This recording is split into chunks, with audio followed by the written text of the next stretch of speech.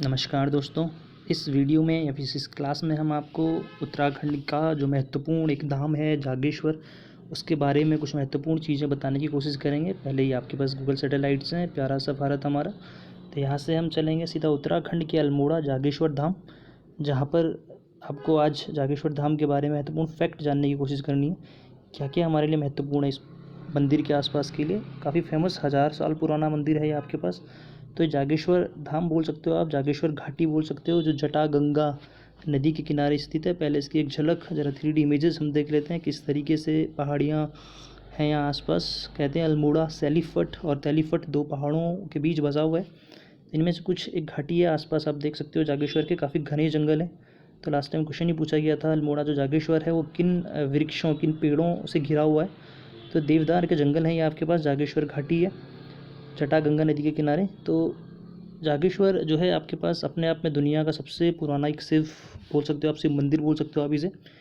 यहाँ पर शिव के जो शिवलिंग होती है उसकी पूजा अर्चनाएँ शुरू की गई थी। दुनिया में सबसे पहले शिवलिंग पूजन स्टार्ट यहीं से हुआ है आपके पास, यानी शिवलिंग की जो पूजा होती है वो यहाँ जो उसकी जो परंपरा है वो यहीं से शुरू हुई है। सबसे पुराना एक मंदिर समूह है ये जागेश्वर, अल्मोड़ा में है आपके पास, जटा गंगा नदी के किनारे है ये।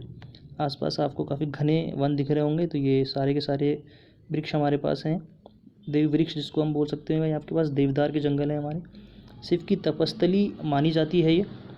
कहते हैं कि शिव के 12 ज्योतिर्लिंग है भारत में, उसमें से जो इसका स्थान है जो हमारा उत्तराखंड में है वो 8वें नंबर का ये धाम इसको कहा गया है। तो उत्तराखंड में 4 धाम तो आपने सुना ही है, उनमें से जो 5वां धाम है वो जागेश्वर धाम को माना जाता है। तो ये आगे हम इसके बारे में कुछ महत्वपूर्ण फैक्ट देखते हैं किस तरीके से है। काफ़ी पुराना मंदिर है तो इसके बारे में कुछ महत्वपूर्ण फैक्ट भी हैं। जितना पुराना मंदिर होगा उतनी सारी बातें होंगी इनके। ये मंदिर के आसपास की इमेजेस हैं आपके पास, बहुत घने वृक्ष हैं, देवदार के वृक्ष से घिरा हुआ है, काफ़ी घना है ये इलाका। इसके आसपास जो मैंने आपको बताया धरती का सबसे पहला शिवलिंग भी बोलते हैं, यहीं से शिवलिंग की परंपरा शुरू हुई है पूजने की। इसमें जो मंदिर समूह हैं कहते हैं 124 से 25 मंदिरों का समूह है ये। तो इस सारे के सारे मंदिर जो शैली हैं इसमें केदारनाथ शैली के बने हुए हैं, सब एक जैसे हैं ये लगभग। इसके आसपास जो मंदिर बनाए गए हैं 124, उसमें से काफ़ी सारे मंदिर ऐसे हैं जो आज काफ़ी पुरानी पुरानी शैलियों में बने हुए हैं। इसमें जो आपके पास जटा गंगा नदी है उसके आसपास जागेश्वर जो धाम बसा हुआ है उसमें 2 मंदिरों के नाम आपको बहुत फेमस है, महामृत्युंजय और डांडेश्वर मंदिर। उनके बारे में भी चर्चा करेंगे अभी। भारत में जो ये आपके पास मंदिर है जागेश्वर धाम समूह, इसकी कुछ इमेजेस हैं ये हमारे पास, ठीक। ये जो शैलियाँ हैं यह है आपके पास, कहते हैं 1000 साल पुराना मंदिर है। तो उस समय हमारे पास जो यहाँ पर राज चल रहा था वो गुप्त वंश का था, जिसको भारत का गोल्डन टाइम बोलते हैं। तो इस मंदिर में गुप्त साम्राज्य की भी झलक देखने को मिलती है। ये जो ऊपर है उस ज़माने में, उस समय में इनको जहाज़ बोला करते थे, ये भी गुप्त साम्राज्य की देन है। उस समय मंदिरों के ऊपर इस तरीके से गोल जहाज़ बनाए जाते, जहाज़ बोलते हैं इनको। तो इस तरीके से झलक मिलती थी।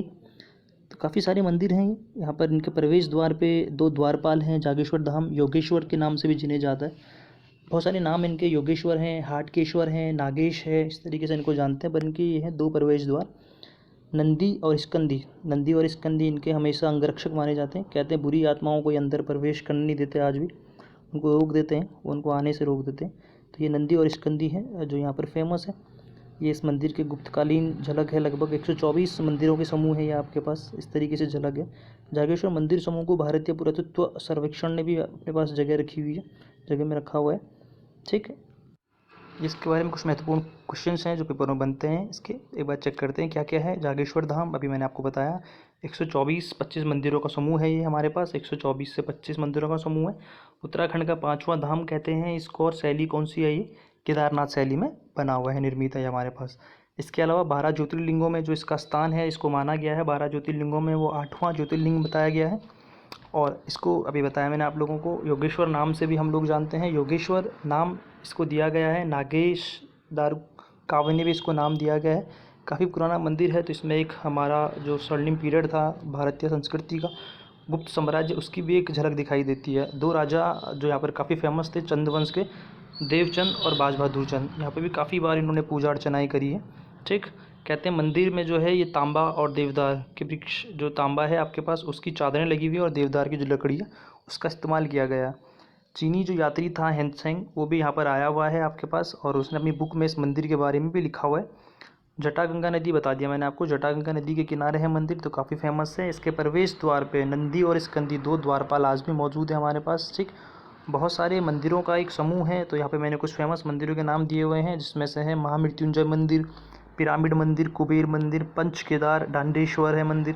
पर इनमें जो सबसे प्राचीन सबसे पुराना मंदिर है वो महामृत्युंजय का मंदिर है, और जो सबसे बड़ा और विशाल है वो है दांडेश्वर का मंदिर आपके पास। ठीक, तो ये कुछ महत्वपूर्ण फैक्ट हैं इसके ऊपर, जागेश्वर धाम के ऊपर। तो इस तरीके से ये जागेश्वर जो था हमारे पास दुनिया का सबसे पुराना शिवलिंग, जो पूजा अर्चनाएँ शुरू हुई हैं वो यहीं से शुरू हुई।